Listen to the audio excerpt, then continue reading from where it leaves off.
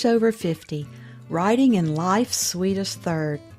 Authors Over 50's weekly podcast celebrates writers and their journeys to publication.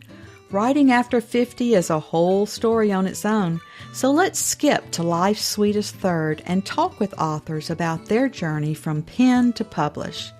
Welcome. I'm Julia Daly, your host, and I invite you to listen to interviews with writers who've achieved their goal of publishing a book just later in life. We've seen award lists for under 30 or under 40, but I've yet to see lists for those who've achieved a significant milestone of their own, launching a new career and publishing their first book after the age of 50. We will hear about these authors' inspirations, struggles, strategies, and the smell of that first book. These writers' journeys inspire me because I'm one of them. My guest today spent his early childhood in Northwest Vermont before moving to Arkansas as a youth. He graduated from Arkansas State University with a degree in journalism and was named Outstanding Journalism Graduate. He spent several years as a newspaper reporter, focusing on politics and crime reporting. For more than 20 years, he has owned and operated his own communications consulting firm, specializing in executive communications coaching, media training, and crisis communications counsel. His clients are located throughout the United States, Canada, and on 4 continents. He and his wife, Tracye, are the parents of 4 adult children and 7 grandchildren. In addition to writing, his hobbies include reading, running, and baseball. Welcome to Authors Over 50, Richard McKeown. Thank you. Glad to be here. Richard, our opening question on Authors Over 50 is always, what took you so long to write your first book? It did take me a while. And if I had to answer that in just a couple of words, I would say lack of pressure, because I started the process more as something to be enjoyed. And, when I did start it, it wasn't as easy to publish yourself as it's become now. And I just enjoyed the process. I thought I had a good story, but I just kind of wandered through it. I shouldn't say wandered, but meandered through it at my own pace. And I guess I was about halfway through it. And I finally decided, if I'm going to finish this thing, I need to do it now. And I need to look at it as a project rather than just a process. And so that put some pressure on myself. And I really started to put some real work towards finishing it out. So it took a few more years than I would like to think it would the next time. So we have a lot more options today than we ever did as far as choosing how we want to publish. Did you search for an agent, decide to choose a hybrid, a small press, or did you self-publish? I ended up self-publishing, but you're exactly right. Once I comprehended what was available and what was possible just over the last few years, I thought, this dream of actually having a book published and holding it in my hand was possible, whether I self-published or whether I found a publisher. And so that made it a little bit more of a prompting to get this thing finished. And because I could actually see the day when I could hold the book in my hand. And that's, of course, for anybody that's done that first time that you hold your own book in your hand, it's quite a humbling and exciting experience. So that availability of the technology really is what drove me as well. Well, and I think that you are writing in such a hot genre. Did your years as a reporter, dealing with crime, did any of that influence your plot? It did. I would say it helped me craft it. There's a couple of things I would mention about the plot. When I was little, as you mentioned, I lived in Northwest Vermont till I was about 12 or 13. And it was a little town in the northwest corner of the state called St. Albans. And it was a quintessential New England town, a wonderful little town to grow up in, even though it got bitterly cold in the winter. But winter is part of their whole economy. It's part of the whole lifestyle.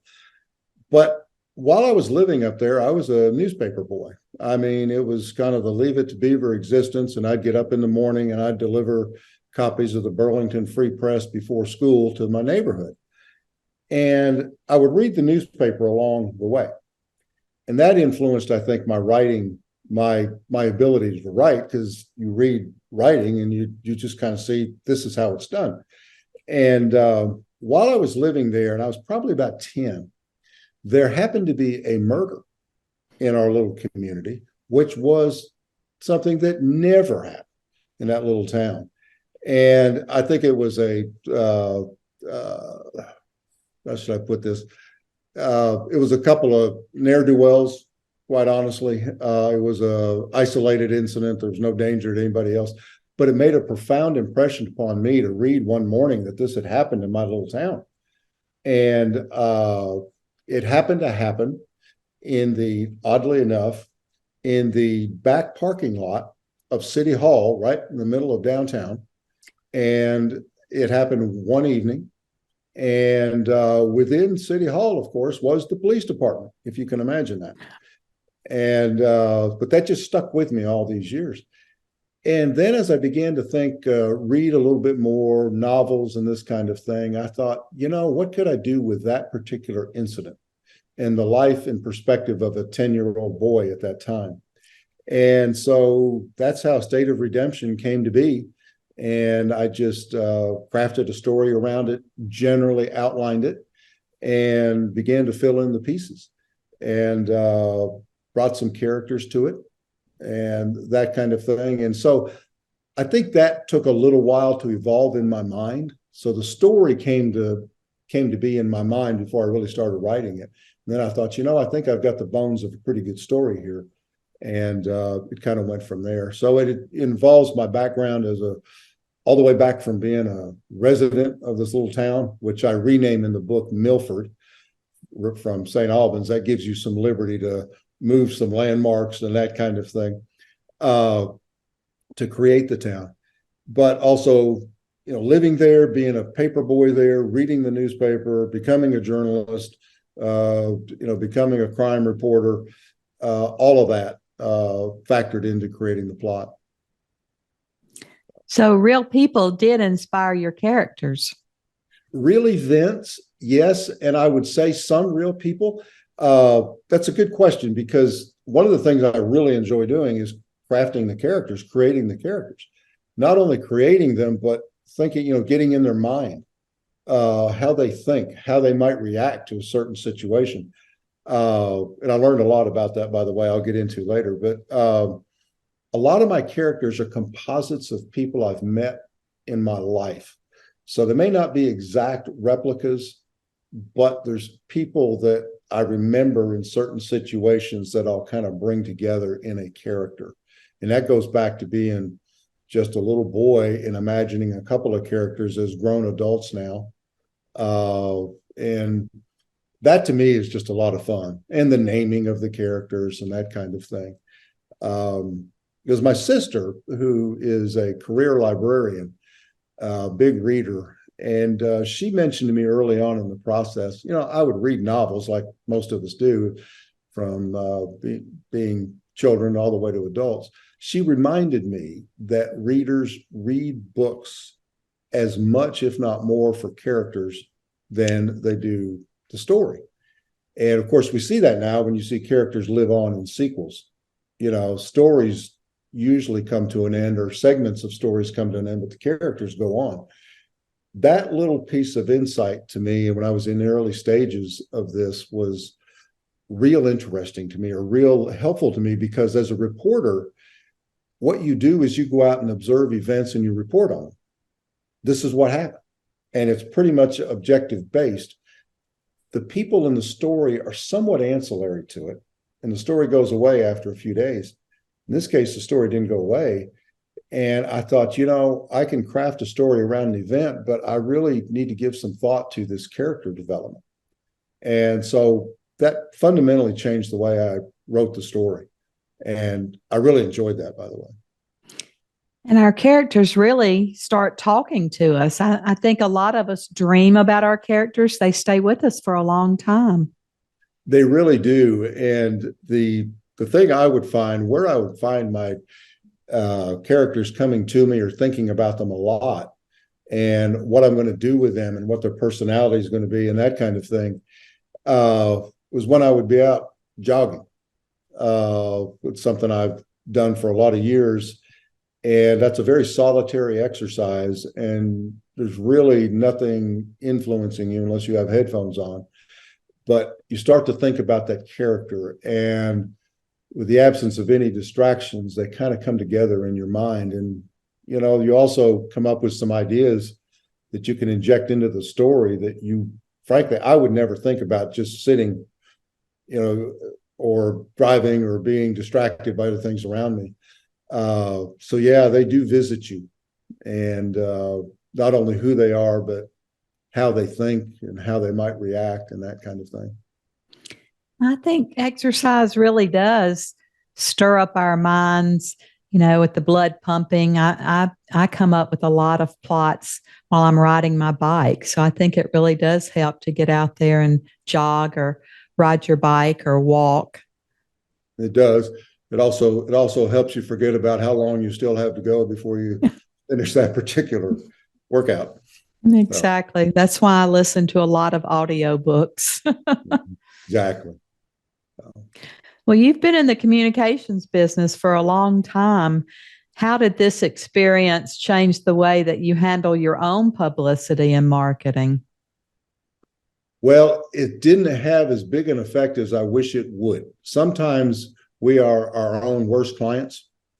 And as I mentioned, I started this writing process of State of Redemption as more of a hobby, a process, an escape, and that kind of thing. And I didn't really think about, okay, what are you going to do when you have it done? Because as I mentioned, I really didn't see it being done until later in the process. And so I maybe got, in some ways, the cart before the horse. But in a lot of ways, it helped me write the story that was completely mine. Not that it was going to be perfect when I finished it, but I didn't want to be too influenced by the idea of, I've got to write this book to sell. Now, obviously, you want to sell books, but I think when you're stopping and doing that, it can compromise the integrity of the story. So I really didn't think as much as I should have at the beginning about the marketing aspect. I've learned a lot about it. And, you just keep plugging away. I heard one of your guests a few weeks ago, I believe it was Rob Grinstaff, talk about the fact that social media is, I think the comment he made was, it is not quite as effective maybe today as it was 2 or 3 years ago. And that's true. There are new opportunities coming along every day, and not any one of them is probably going to make you rich, but that you've got to build a following out there and create an awareness. So there's tools and tricks that I use. And I've done it pretty much on my own so far. But and there's a couple of things that come along every now and then that, are just shots out of the blue. And I'll share one of those with you if you'd like. But it was in February of this year.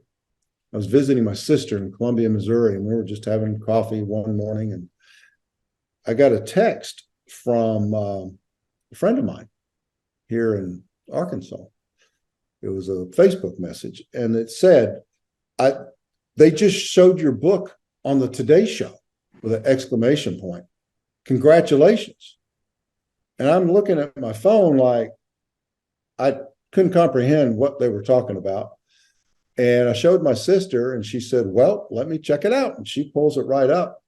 And there's a gentleman I think that a lot of authors have envied and certainly heard about this year, a gentleman named Lloyd Devereaux Richards, who wrote a book called Stone Maidens, and much in the same path as I've been on, but about 10 years ago. He's about 10 years ahead of me. He wrote this book that was not widely circulated, but he kept plugging away. And his daughter did a TikTok video of him writing this book. Make a long story short, she put this little video out on TikTok that he'd never heard of. I don't know much about it, but it got somewhere near 50 million hits. And all of a sudden, he's selling tens of thousands of books, and it becomes a national story. Well, of course, the Today Show has him as a guest. And at the end of the interview, he's such a gentleman. He recommended 3 books, and mine was one of them. Apparently, he had seen it somewhere. Maybe it was because of the Vermont angle, and he was living in Vermont. Said great things about it. Well, I had no idea this was happening. No idea. I'd never heard of this gentleman. To be honest with you, I don't watch a lot of morning television. And all of a sudden, there it was. And my sister, she said, well, just see how your sales are going. So I pulled up on Amazon, and all of a sudden, the sales are just growing by the hour. And I thought, this is amazing. But I was very lucky in that it also helps in the algorithms and how they place books and all of that kind of thing. So that was something that came just by happenstance. And wasn't anything I did. It was everything that this other author did. And it's also impressed upon me how authors need to support one another when they can. I'm just very grateful to them. It's a very generous community, I've found. Writers are willing to share. That's one of the reasons for this podcast, is that readers want to hear from the authors. And I've been told that they listen to this podcast to find their next read. And writers want to share their tips with each other. It's just very, very remarkable how generous this community is. And I think if we take some of those items like that happenstance, that fell into your lap, and expound on them, if you can now say you were on the Today Show everywhere and post that and put some quotes and thank him, and you can pull that out for a long time. Well, to say the least, we exchanged signed copies of each other's books, and he was very grateful and continues to be very gracious, and is working on a second novel, I understand, just like I am. So well, I think personal success is different for all of us, but whether we just want to write journals for our family or whether we want to publish something as a legacy to our children, I love the fact that you wrote life lessons for your grandchildren. I love the title, Leave the Last Cookie for Someone Else. I want to hear more about that. That little book evolved over the years as well, because one of the things I did in my career as a communications consultant is wrote speeches for executives. And a lot of times thoughts would come to me that I would write down. And to my knowledge, all of them are original. And they're just little comments I would write down, and kept them in a little 3-ring spiral notebook. And I was going through it one day, and I got to looking at them, and I thought, some of these are pretty good, some of them not so good. But there was enough of them, I thought, and I had also come upon the opportunity to self-publish. It wasn't that hard to get copies of the book. I thought, some of these things would be good for my grandchildren, kind of a legacy piece. As we get over 50, we start thinking about those sorts of things. And so I compiled it in a little book that is titled, with one of the one-line items in the book, it just is, leave the last cookie for someone else. Well, if you think about just how you interact with people and just common etiquette, if you think about it, that speaks a lot about how you conduct yourself. And so it evolved into a little book that I've got here. It's just called Leave the Last Cookie for Someone Else. And it's nothing complex. It's just one-liners, one on a page that people can consume. And that's been a lot of fun and very satisfying as well. I wouldn't call it I guess it's a book, but it's more a compilation. So proud of it. I love that. And I know your grandchildren do too. And that's going to be passed down in your family. So that certainly is a legacy project. Yeah. I'm glad to have done it. So Why don't you tell us a little bit about the passages you've brought to share today and then read from your book so we can hear your tone and voice? I will. What I want to do is read two excerpts. This is a little different than starting at the beginning. It jumps in at chapter 2 and then jumps to chapter 14. And State of Redemption is a crime novel, but it's more of a suspense novel than it is a mystery. So some people are going to think as I read this, why is he giving it away, so early in the book? But the real key to the book, I think, the flow of the book is from the discovery to the end and what the protagonist or antagonist does as a result of being found out, if you will.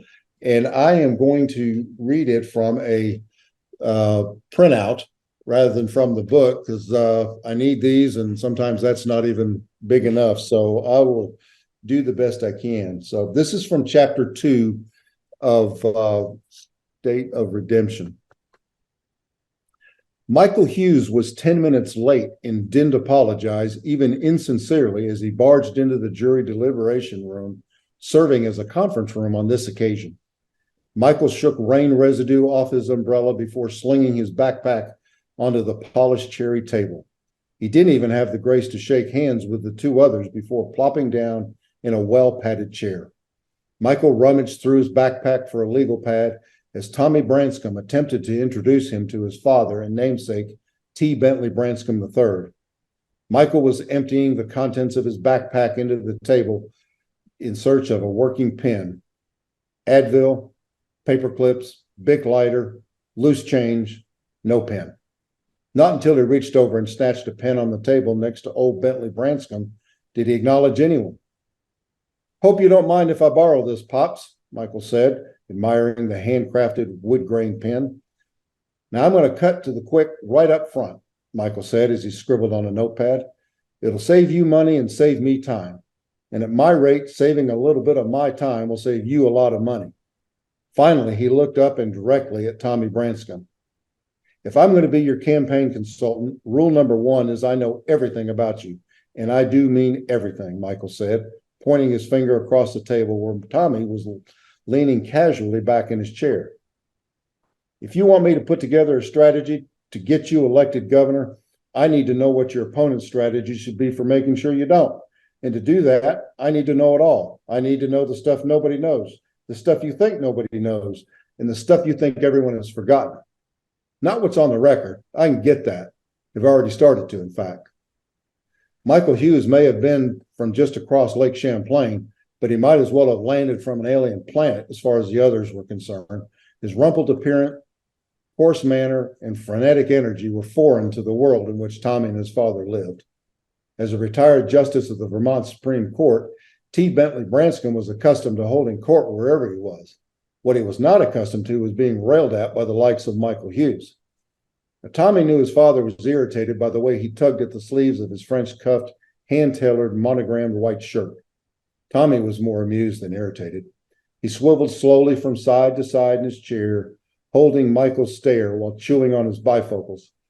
The resulting silence filled the room every bit as much as Michael's rapid-fire delivery had. Well, after a moment, Tommy pulled up to the table, downed the last of his water, and with a perfect bank shot, tossed the empty bottle into a corner trash can. Then he turned his attention to Michael. "I'm not sure if I should hire you because I want you working for me, because I don't want you working against me," Tommy said with a light chuckle. Michael smiled and shrugged. "I'll take that as a compliment," he said. "And one more thing. Lose the Tommy. From this point forward, it's just Tom. Tommy makes you sound more like a boy preacher with a bad haircut than a serious candidate for the governor of the great state of Vermont." At 47, Tommy Branscombe could hardly be confused with a boy preacher, much less one with a bad haircut. Scion of a family with deep roots in Vermont's judicial system dating back to the turn of the 19th century, Tommy was in his 5th term as district attorney for the 4th Judicial District. In each of his elections, Tommy was nominated and reelected without opposition, as a Republican no less, owing more to family heritage than party affiliation. The Branscombe family was every bit as Vermont's first family as was the family of the sitting governor. Now, as a Republican nominee in the gubernatorial election 6 months away, Tommy aimed to make that standing official. There was just one unsolved major violent crime on the books in Milford, and it happened to have been there for 30 years. In the summer before Tommy's senior year, 15-year-old Caroline Dawson was fatally assaulted late on an August night. It happened in the parking lot behind the Randolph County Courthouse, of all places. The location was made even stranger and bolder by the fact that at the time, the police department was housed in the courthouse building smack in the middle of downtown Milford. The medical examiner's report said Caroline suffered a seizure during the assault and listed blunt force trauma as the cause of death and seizure as a contributing factor. Detectives from the Milford Police Department mounted an investigation, but no one on the force had much experience in murder investigations. None, in fact. The case fizzled within a few weeks, due as much to Caroline Dawson's lack of social standing as to a lack of leads. By Christmas, the investigation was placed on inactive status and never reactivated. Soon, like Caroline Dawson, the case was forgotten, cold, and dead. And this is an excerpt from chapter 14. The line to the concession stand ran in front of the long trophy case. Matt stood among several others admiring trophies, signed game balls, and other memorabilia commemorating the athletic exploits of hometown heroes. Championship banners hung high and proud in the long case. For Matt, they evoke nostalgic memories as a child growing up in Milford before his family moved to the South when he was 12 years old. Matt slipped into the concession line about 7 people deep. He continued to survey the trophy case. Looking up, he cast a casual glance at a large photo of a basketball player before turning and looking up at the menu over the counter ahead and above. Suddenly, Matt snapped his head around to look again at the black and white photograph of the basketball player. It seemed to enlarge before his eyes. Matt became oblivious to everyone and everything around him. The photograph was of a handsome, all-American type wearing a sleeveless basketball jersey with the number 12 encircled by the words Milford Academy. The face in the photo carried a half smile, half smirk, accented by a prominent scar running the length of the left side of his face. It was a look he had not seen for 30 years. Matt was transfixed by the face, unaware of others passing around him in line. His eyes slowly dropped to the words within the frame underneath the photograph. Tommy Branscombe, Milford Academy, Mr. Basketball, State of Vermont. That's great. You threw us right into so much description. Your attention to detail, I think, comes from your being a reporter. And I've interviewed other reporters or journalists, and they say that they're so used to writing so concisely that sometimes it's difficult to embellish. Did you find that to be the case?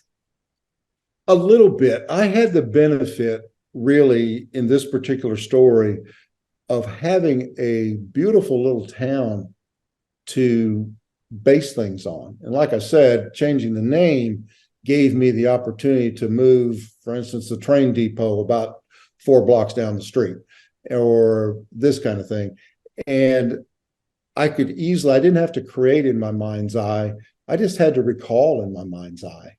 And so that made it much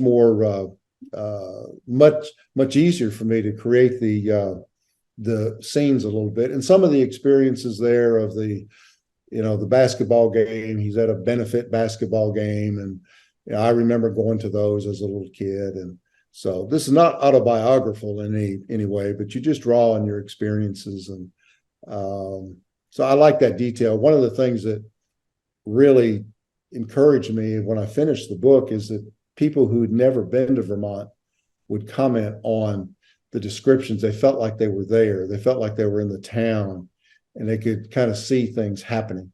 And so that was very gratifying to me as I put it together.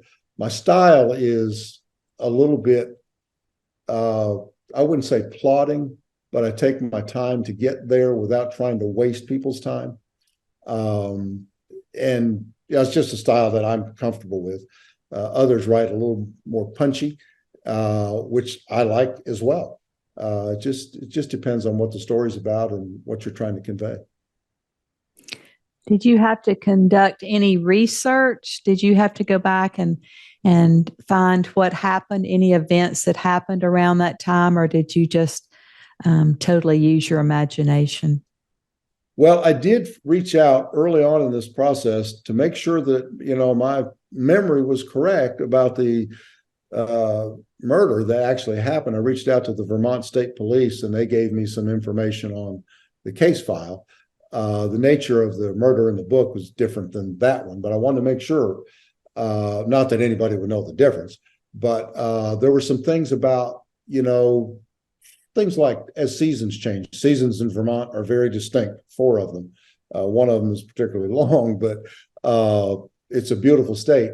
And so you had to make sure that what you were describing at certain points in the book, that this was the temperature, or, this is what the air would be like. Would it be thinner? Would it be, more humid? Of course, they don't have much humidity up there like we have in Arkansas and Texas. But there was also an event that happened in the actual town of St. Albans. It was a Civil War event, and there's a commemoration there.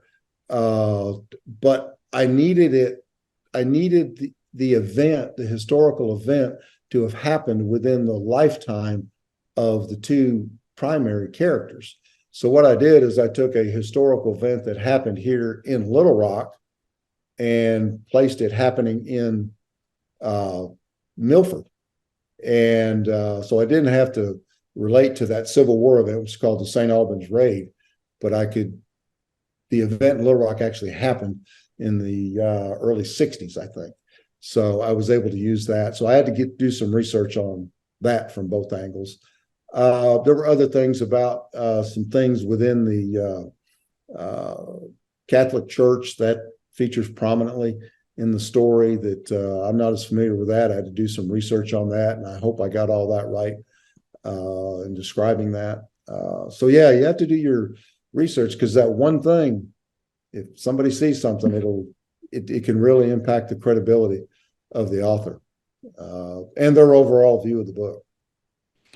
And our memories can be faulty, and everybody has a different perspective on the very same event, especially in families. And when I was writing my first book, I had to push it into the 60s instead of the 50s because I wanted to get to DNA testing, which was much later. And so I couldn't drag it out with my characters being the ages that they were. So I had to push it forward. So we do have to do some research. Even I had to check on some songs that I remember, from the 60s, but I had to make sure that they fell within those years. I had the same experience with DNA. When this event happens in Milford, DNA was only starting to come into its own. And I had to do research about how long does it take for DNA to degrade? Can it degrade? And because this is what I want to say about it. This is how I want to use it. And I did some research, and so DNA does play into this story. But I had to make sure that I didn't say anything that wasn't factually correct or scientifically correct. And a scientist, I am not. Well, how does your family feel about you being a writer? You mentioned a librarian sister. What does she think about brother being an author? I think she's very, very proud. She's been very, very helpful and encouraging. And the great thing about my sister is that all her comments, she will tell you what she thinks for good or bad, but they're all constructive. And, there's people, I love it. We all love it when people say this is the greatest novel since Faulkner and all of that. And you take the compliment and say, well, thank you. But, you take it for what that's worth and how it's meant. But when somebody with my sister's background and perspective can say, have you thought about this? Or I don't believe this would happen. She's been very supportive of it. And very interested in the progress of it. My wife, Tracye, has been very indulgent as I try to go through scenes and whatnot. And I always try to get the reader's perspective of it. I know my perspective as a writer, but ultimately, how's this going to impact the reader? But they've all, my family, extended family, have all been very encouraging. So that's a blessing. Well, I know you have another novel coming out. Is it part of a series or is it a standalone book? It is a sequel in terms of characters. It's a different story, but as I got into this, and my comment earlier was that people follow characters as much as they do stories. I was thinking, okay, I've got this story. I think I've got a pretty good plot. I've got to find a place where I'm going to set it. I've got to find new characters and all of this. And I began to all of a sudden it hit me one day, well, let's just have the characters from State of Redemption in the second story, have them largely in the same place so I don't have to recreate that, although this one takes part in different places around the country. So it's a sequel in terms of the characters. I'm going to write it in such a way that, or I am writing in such a way, you don't necessarily have to have read the first one. Hopefully, if you read the second one or get into the second one, that'll prompt you to want to go back and read the first one.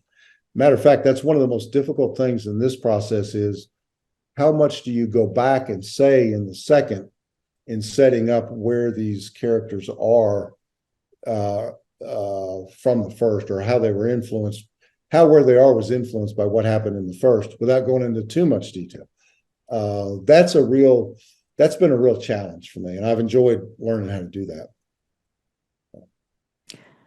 Well, you must have coached yourself along the way because self-publishing is not an easy thing to do. There's a big learning curve, and you have to get covers created and have graphic artists and work with, all of the technicalities of learning to self-publish. So you do well to coach yourself. Yes, and I will tell you that this was done pretty much in isolation. I did have the benefit of a design consultant for the cover. But one of the things I learned as I coached myself through it and looking back is I didn't really know what I didn't know when I started this. And it's a little scary now as you go back and you think, boy, if I'd known all that, or I might not have done it. But I think that you can anticipate doing any project and get overawed by the scale of it if you let yourself. But I'm one that learns by doing and going back and correcting and that kind of thing. So I think if I had known then what I know now, I'm not sure I'd actually finished it. So you're right. You have to be a self-coach and self-motivator. Well, Richard, as always, our last interview question is, our writers over 50 are quite unique. Do you have any advice for writers 50 and above? I would say if you want to write a book and you have the plot line in your mind, just sit down and start writing it. Write it to get it finished, and then go back and edit it, correct it, change it, think about the characters. And again, one of the things I've said a couple of times that I would repeat, think about how your characters would react in situations and make sure it is consistent with the personalities you've already developed. I had one person point out that I didn't see that character reacting that way based on what you had said about her. And so I think just sitting down and doing it, engage with a local author community or an online author community. There's a couple of friends I have here in the Central Arkansas area that have also written books. They're kind of in the same station in life, and just getting together and getting encouraged. And one of them is very good. He ends every note, email, or every conversation, he'll start with, I hope you're finding time to write, and that kind of keeps you going. So I think that just start it, get a support network going, and just listen to other people on podcasts like this one. I've learned so much just listening to your authors that you've had, and it might be that one thing, even though they may be in a different genre, that I hadn't thought about, whether it's encouragement or technique. And, use your own past experiences. They don't have to be autobiographical, but, think about those characters and those events that you've seen in your life. And that process will also bring back some memories you hadn't really thought about. Maybe it's something that happened on a vacation that you were on that you can inject into it, even a character, an ancillary character that you met, somewhere along the way that you hadn't thought about in years. Well, they can become pretty key and entertaining characters. So I would say just do it. Make the time. We'll probably have the time if we just set our priorities. So hopefully that's helpful. I certainly agree. I think this is a wonderful profession. I've reinvented myself many times over many careers in my life, and this is another career for me. And I think we can do it the rest of our lives. It's kind of like swimming. We can write. I'm interviewing people in their 70s, 80s, and 90s, and they're still writing beautiful work. So I think it keeps us young and keeps us, clear-headed. And I love sitting down and writing, even if it's just something like you wrote to your grandchildren. I think these are legacies to show that, these grandparents, if they could do it, so can you. That's right. That's right. And, you have to write it with the right expectations, but when you get done, you've got something that will live on long beyond ourselves. Well, thank you so much for being with us and sharing your expertise today. And we're excited to say that you're now counted among our authors over 50. Well, thank you for having me. I've really enjoyed it. Thank you for joining us today.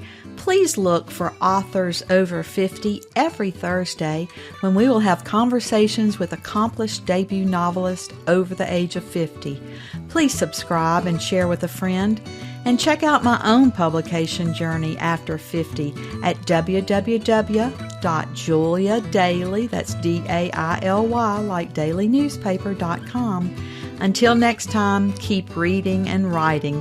And remember, it's never too late to fulfill a dream in life's sweetest third.